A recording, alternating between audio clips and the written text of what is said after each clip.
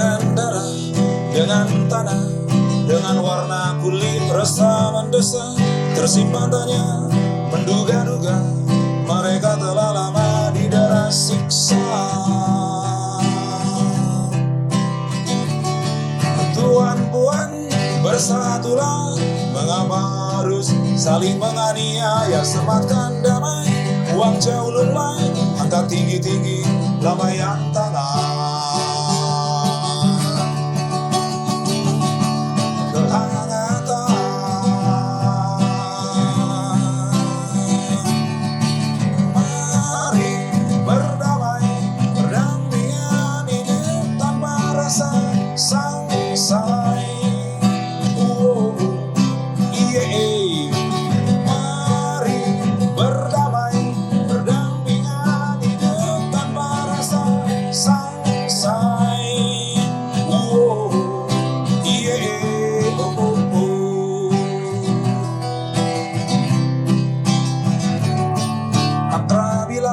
Sorotan mata, sentuhan tangan, bau keringat melemparkan berbagai penat. Siapa kamu, siapa aku, kita sesungguhnya sama.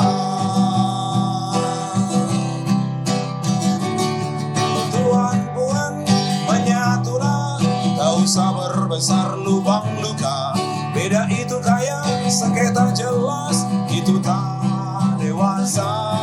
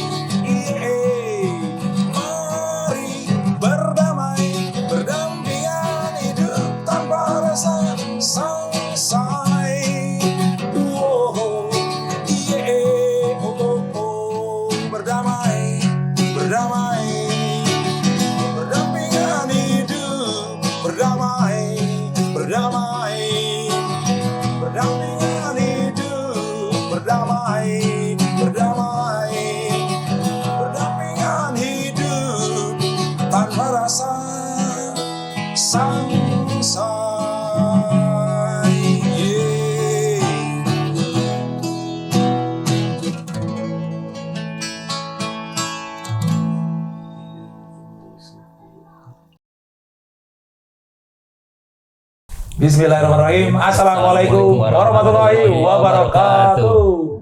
Sampurasun. Tepuk tangan untuk kita semua. Sudah dibuka tadi dengan singasong ya? Oh iya. Dengan nyanyian. Damai. Tadi judulnya lagunya Damai. Oh, damai. Saya menyanyikan untuk membuat hati kita semua mudah-mudahan menjadi pribadi yang damai. Amin. Dan tidak menjadi ancaman buat siapapun. Wah. Ya, damai. Betul. Ram, kita berada di mana sekarang? Sekarang Di kita acara apa? Di podium, di belakang podium. Oh, yang di atas podium Yang baik, baik. yang di belakang podium baik. Tentu yang paling baik, Yang yang nonton nonton podium. podium. Tepuk tangan dia biar ramenya. Oh, Alamat tepuk tangan dia. Alhamdulillah kita juga sudah berkunjung ke tempatnya Kang Pata. Iya. Kang, Nuhun sudah Sami-sami, menerima Adeo. kami semua. Alhamdulillah, mohon. Saya Adeo. Saya Pram. paham. Ya. Lama nian tidak berjumpa ya Kang. Waduh. Mohon, aduh ya. Mudah-mudahan sehat selalu Kang Pata. Amin. Turun Kang Dew. Sedang sibuk apa nih Kang belakangan ini? Bulan puasa gini ya kita biasa kebanyakan lebih ke kesibukan intern keluarga Kang Dew. Keluarganya. Ya, mungkin semuanya juga di bulan Ramadan ini keluarga-keluarga muslim lebih meningkatkan amaliyah ibadah di keluarganya masing-masing. Nah itu termasuk saya. Gitu. Lebih banyak di rumah ya untuk lebih menambah amaliyah ibadah gitu. Ramadan ya. Ya siklus per 1 tahun 1 kali lah gitu. Oke. Nyaris terlupa, Pram. Ya. Kapan berjumpa dengan Kang Patah? Oh, saya Ya. saya terakhir kapan ya? Kemarin gitu. Awal perjumpaannya bagaimana? Awal perjumpaan. Saya awal perjumpaan kalau dengan Kang Patah tahun 2000 berapa? 2015. 2015. Ya. Gara-garanya saya kan baca buku The Bandung Connection. Oke. Bandung Tentang Connection. konferensi Asia Afrika. Nah, terus ada yang bahas soal penyokong konferensi Asia Afrika teh namanya Rumah Makan Madrawi. Oh iya. Nah, itu terus ditunjukin masih ada. Keluarganya teh masih ada. Kepo langsung. Penasaran. Ketemu. 2015 langsung ketemu. 2015. Langsung ketemu Kang Patah. Iya. Luar biasa. The best. Kalau saya ketemu Kang Patah jauh sebelum itu kayaknya 2012. 2012 ya. Ketika Bapak masih ada dan Iya, datang ketika menjadi saksi sejarah ketika peringatan KA. Iya. 2012 peringatan yang 18 sampai 24 April. Iya. Diajak sama Pak Isman ya. Diajak sama Pak Datang Isman. hari itu. Ada di gedung Merdeka kan. Dan semua pengisi gedung tamu-tamu terkaget-kaget. Iya. Ini siapa yang datang? Masih ada saksinya langsung. Masih ada saksinya masih iya. hidup dan orang-orang nyaris tidak percaya ya. Iya. Kedatangan Pak Bali Bujuri ya. Iya, betul. Udah luar biasa itu. Pertemuan dan setelah itu barulah dikenalkan dengan itu ada anaknya Kang Patah. Luar biasa dan hari ini kita berjumpa lagi berkunjung walaupun mungkin ada banyak kegiatan-kegiatan juga kita pernah berjumpa ya Kang Patah. Iya, betul, alhamdulillah. Di aktivitas sosial, keagamaan gitu ya. Ada aktivitas bareng. Betul. Karena Kang Patah juga selain aktif juga di kegiatan keagamaan, juga aktif di kegiatan sosial ya. Iya, Pertama kemarin kita terakhir nanam ya Kang. penanaman ya. Kita Di konsep Jawa di lingkungan Timur. hidup. Ya, Oh, iya, di Jawa Jawa Timur gitu. Boleh cerita tuh Kang tentang menanam aktivitas ini kesibukan Memang menanam. konsep kita itu di sini itu kan setelah Madrawi dulu kita tutup Kang Adeu ya Iya, gitu. Jadi kita tetap konsep pengabdian kepada alam dan lingkungan Iya, gitu. iya. Di antaranya kita lebih konsen untuk menjaga lingkungan hidup gitu. Dan kita memang lingkungan hidup itu udah menjadi program agama kita, agama Islam gitu. Iya. Gitu.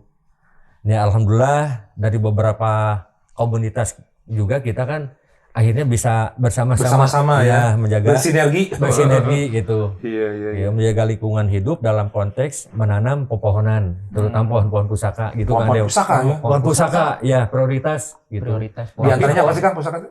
Ya pohon-pohon beringin gitu, pohon-pohon loa gitu, pohon-pohon ya yang endemik Indonesia ya kita usah khas Indonesia. khas Indonesia gitu. Iya. Karena ini juga kan konservasi kan gitu. Kita harus menjaga tanaman-tanaman khas kita gitu. Itu Kang Dewan.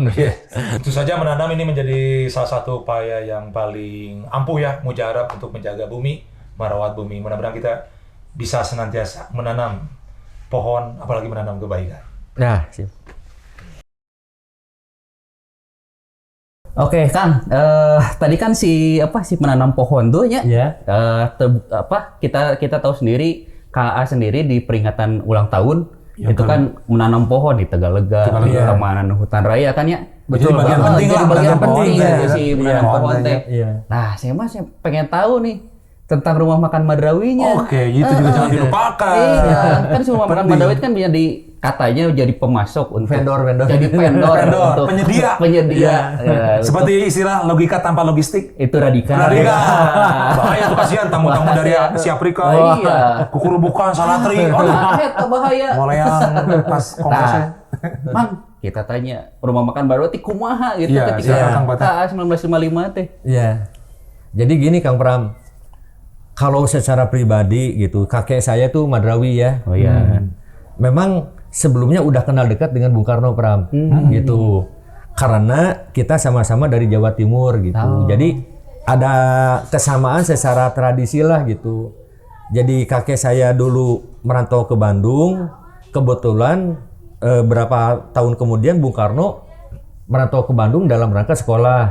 Kalau kakek saya usaha kan Di ITB ya. di ITB, THS ya, gitu. Teknis Home School. Gitu. Jadi seorang mahasiswa muda Bung Karno ke Bandung untuk menuntut ilmu. Nah, kebetulan di sini ada temennya, yaitu Madrawi gitu, yang udah punya rumah makan lah gitu. Jadi kita ya bisa numpang makan setidaknya Bang, gitu ta. Walaupun tidak gratis ya tiasa nganjuk lah gitu ta. Oh, sok nganjuk? Oh nganjuk. Bung Karno sok nganjuk? Wah, aduh. Karena dulu mah kan Berarti batur tuh. Oh, iya, Presiden. Presiden nganyuk. Kita dongeng ti akinya. dongeng aki gitu. Lagian kan memang kakek itu support ke Bung Karno karena ya Tahu Bung bahwa Karno itu ya memang mau menuntut ilmu gitu. Jadi kita orang Indonesia itu harus support luar biasa kepada pada pemuda-pemuda, anak-anak yang mau menuntut ilmu. Wah, gitu. mulia banget ya nih. Iya, orang-orang Indonesia kita dulu tuh gitu. Nah, akhirnya ternyata di luar ekspektasi kita, ternyata Bung Karno itu betul-betul menjadi tokoh Kang Pram dan menjadi presiden. Betul. Nah, terus konsep Bung Karno memang diterima oleh dunia sampai Bung Karno mempunyai konsep pingin menggagas Asia Afrika. Tahun 55 itu ya. 55. Nah, akhirnya melibatkan rumah makan Madrawi gitu.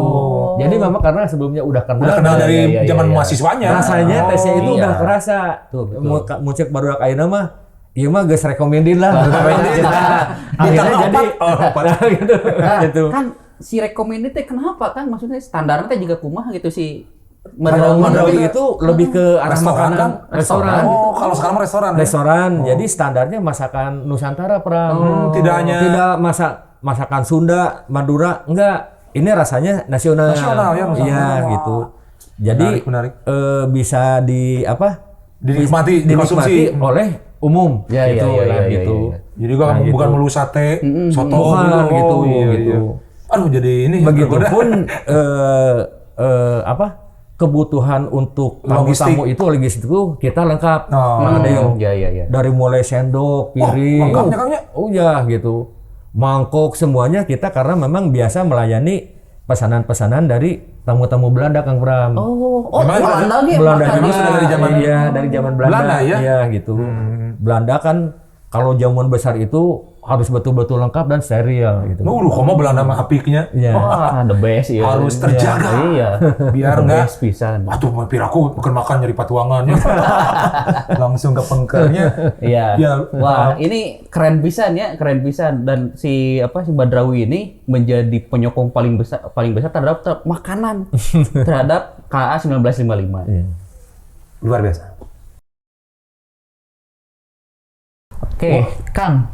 Tadi saya setelah cerita soal Madrawi ya, ada yang ini. Ya, selain tadi Bung Karno, Bung Karno nganjuk, utang ada tenjangkanya. Sebenarnya sama seperti kita kan ya, belum bekerja dan belum mapan ya. Betul. Ada fase-fase seperti itu. Mahasiswa lah. Siapa aja sih Kang tokoh-tokoh yang pernah datang gitu cerita dari kakek dari? Kalau cerita dari kakek, dari bapak saya gitu ya. Jadi sebelum kemerdekaan itu juga banyak tokoh-tokoh yang akhirnya orang-orang yang akhirnya menjadi tokoh gitu. Jadi seperti Agus Salim gitu ya. Termasuk ya maaf ya Kartosuwiryo. Kan dulu sebelum Sagalang di Peneleh ya, Surabaya ya gitu. Terutama tokoh-tokoh keagamaan gitu. Jadi termasuk yang akhirnya tokoh-tokoh ini menjadi orang-orang yang duduk di kabinet Bung Karno. Jadi beliau juga dulu itu sempat makan di Madrawi, jadi memberikan rekomendasi juga ke Andeo. Nyalah, kita juga kan udah merasakan gitu. Jadi konspirasi Asia Afrika ini tuh hampir semua panitia merekomendasikan makannya dari Madrawi gitu. Nah terus ya alhamdulillah kita menjadi salah satu bagian Kang Pramnya untuk support kepada konferensi Asia Afrika. Nah terus ya alhamdulillah gitu. Jadi untuk kebutuhan juga selain kita support ke hotel gitu ya, ke tamu-tamu yang nginep di hotel. Nah, tamu-tamu ini tuh, tamu dari luar negeri itu Asia Afrika ini tuh dipersilahkan juga makan ke rumah makan kita. Langsung boleh datang ke rumah makan Madrawi. Karena kan mereka setelah berkegiatan di konferensi kan jalan-jalan sama istrinya gitu. Dan diberikan alamat rumah makan Madrawi atau restoran Madrawi Jalan Dalam Kaum nomor 41. Waktu itu nomornya 41 yang sekarang mah menjadi sekarang mah kantor akses menuju Masjid Agung sebelahan dengan kantor Satpol PP Kota Bandung. Sekarang jadi kantor Satpol PP Kota Bandung gitu. Nah, itu lokasi Madrawi gitu. Jadi pada tokoh-tokoh orang-orang tamu tuh datang Datang ke sana ya? gitu. Iya. Nah, salah satunya ada Nehru. Oh, yang dari India? Ya dari India. Benar-benar ya, gitu. Perdana Jadi Menteri India. ya gitu. Kalau kita mah bawa kupon, maksudnya saya mau makan dari dari peserta. Oh iya, karena kita juga kan udah tahu ini dari penampilannya gitu. Ya kita layani lah. Kalau kita mah kan ketika tamu datang itu yang pertama disuguhkan itu cuci tangan. Cuci tangan, oh yang dari kobokan. Iya, kobokan. Dari kobokan. Oh iya. Berhubung kobokannya juga Indah berarti. untuk tamu-tamu luar negeri memang khusus kan Estetik tuh. estetik lah ini itu gitu. Nah ternyata kita ngasih dulu air kobokan gitu untuk persiapan cuci tangan dan kita juga mengolah masakan supaya tersaji dengan masih panas lah tuh gitu. Tadi sangkanya ini tuh kobokan ini tuh untuk Hidangan pembuka. bukan untuk Minum. ya kamling di sana kamling. Pada kamling. Itu Atau dia diminum. Takut saunya apa? Minta lagi. Allahu Akbar. Berarti habis minta lagi kurang gitu. seger bener China. Seger gitu kan. Keren. Padahal habis Teman-teman. China bersih gitu. Sumur Bandung dia benernya China Ya kita juga kan Bandrawi kan dulu itu kan. Itu sembarangan Gimana China. nyampe nanti kumaha bingung. Waduh, keren, Pak, keren. Iya teh Pak. Iya mah cai kobokan sampai saya minuman gitu. Ya akhirnya mah bahasa Tarsian mah gitu dah. No drink. No drink. Ya itu salah satu lah. Jadi karena memang betul-betul saat itu dunia baru mengalami fase perang dunia kedua, jadi semuanya baru merdeka. Iya. Gitu. Yang merasakan euforia. Belum, ya masih euforia gitu, Euforia. teknologi belum berkembang gitu, masih tradisional gitu. Nah di antara itu gitu. Baik teman-teman podium, masih banyak kisah ya. Hal yang menarik tentu saja yang terjadi di peristiwa perhelatan Konferensi Asia Afrika tahun 55 ini, dan tokoh-tokohnya juga sangat luar biasa. Wah, kerennya kali ya, indah banget. Betul, ya. iya, Servis segalanya. Oke, Kang Patah, kita beralih nih dengan langsung ke peristiwa KA ya, karena kedekatan Bung Karno dari tahun 20 terus tahun 30 tahun kemudian tahun 55 peristiwa Konferensi Asia Afrika pun terjadi, dan juga mengapa memilih Bandung. Mungkin saya pikir dugaan saya karena mungkin soal makanan udah tuh. Karena rata-rata juga pertanyaan ya, jangan-jangan ini juga menjadi salah satu penentu lah. Betul. Mengapa Bandung dipilih menjadi bagian dari pelaksanaan Konferensi Bandung? Makanannya, minumannya, logistiknya the best gitu lah. Recommended gitu ya. Jangan-jangan itu ya. Dan jadi pengen tahu juga nih pandangan Kang Patah tentang bagaimana Konferensi Asia Afrika ya, membawa semangat yang juga yang penting ya buat sejarah peradaban manusia. Ingin juga tahu komentar Kang Patah. Kalau komentar saya tentu saja komentar saya juga, saya itu diantaranya yang dapat dari informasi dari bapak saya yang menjadi salah satu pelaku ya waktu bagian dari kepanitiaan kepanitiaan gitu. Jadi kebetulan bapak saya itu dekat dengan ketua panitia Pak Ali Sosrowijoyo gitu ya gitu. Jadi diantaranya dapat informasi kenapa di Bandung gitu, kenapa Bung Karno pengen di Bandung, karena banyak pertimbangan Kang Deo gitu. Jadi ke satu secara geografi, secara iklim cocok, sejuk gitu. Adem ya. Gitu. Dalam kondisi dulu semua negara-negara baru mengalami fase kemerdekaan kan. Iya.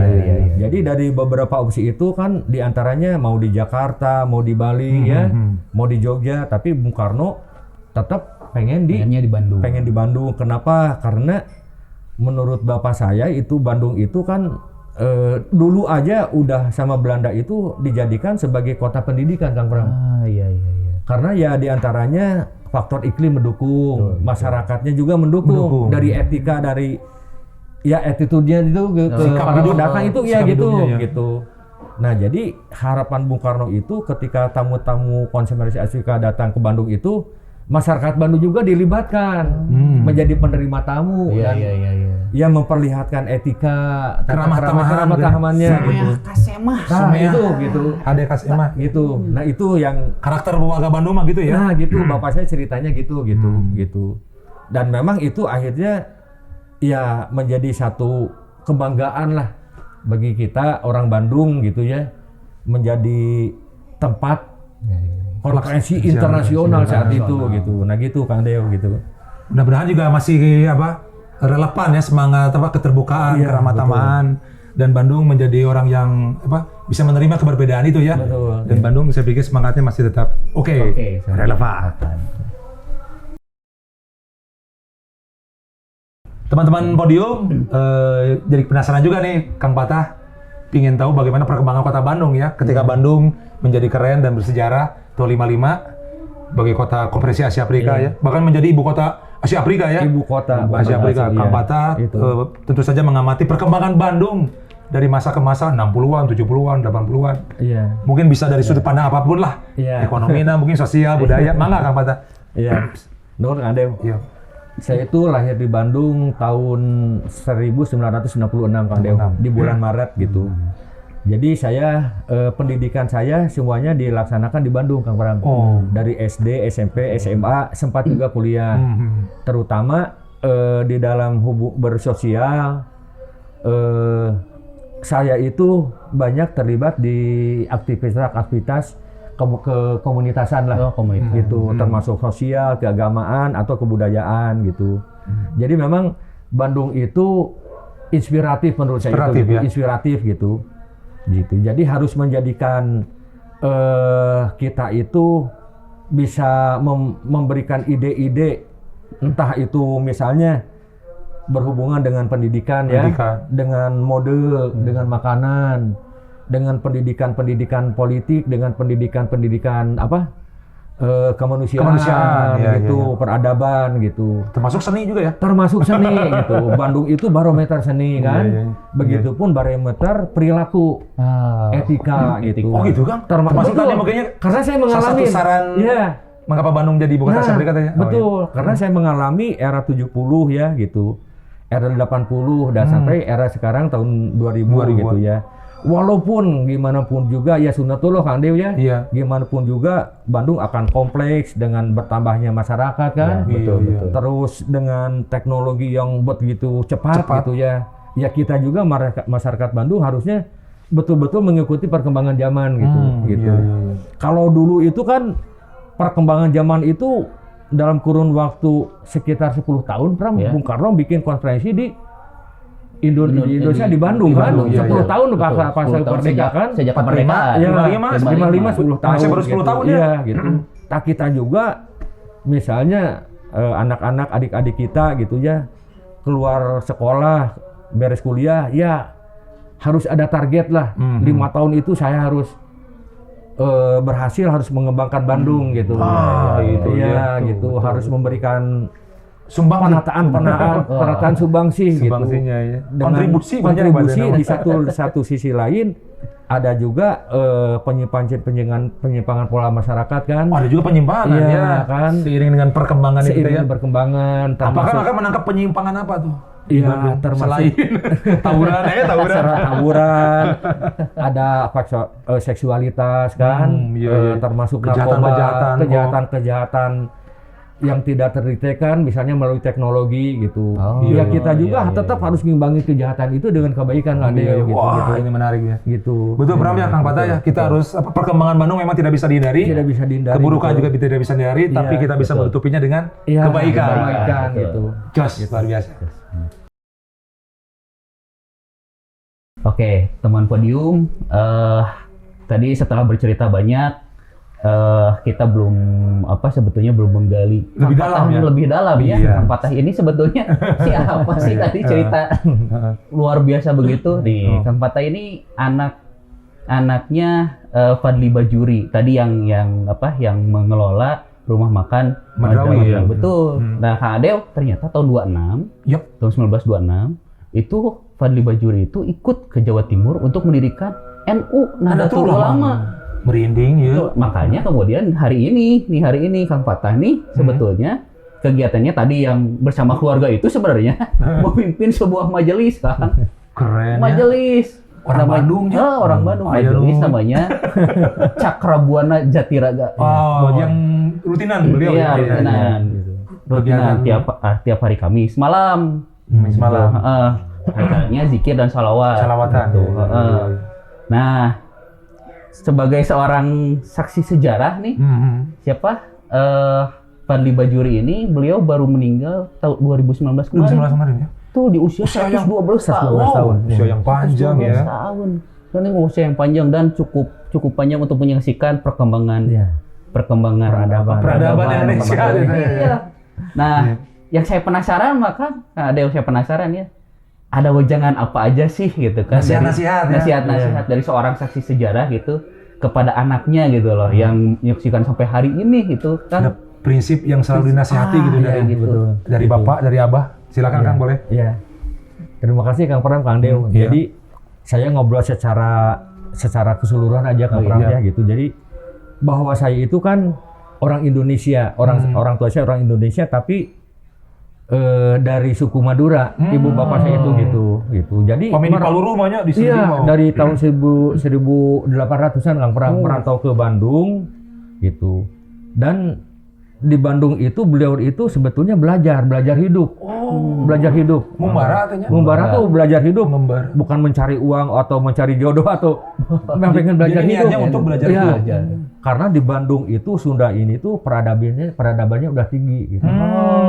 Jadi beliau belajar hidup. Nah baru usaha ya. Iya gitu. Nah ternyata usaha yang beliau kembangkan dan ilmu yang beliau pelajari dari tradisi orang Bandung, orang Sunda itu ya memang betul-betul kerasa sampai saya sampai sekarang ini.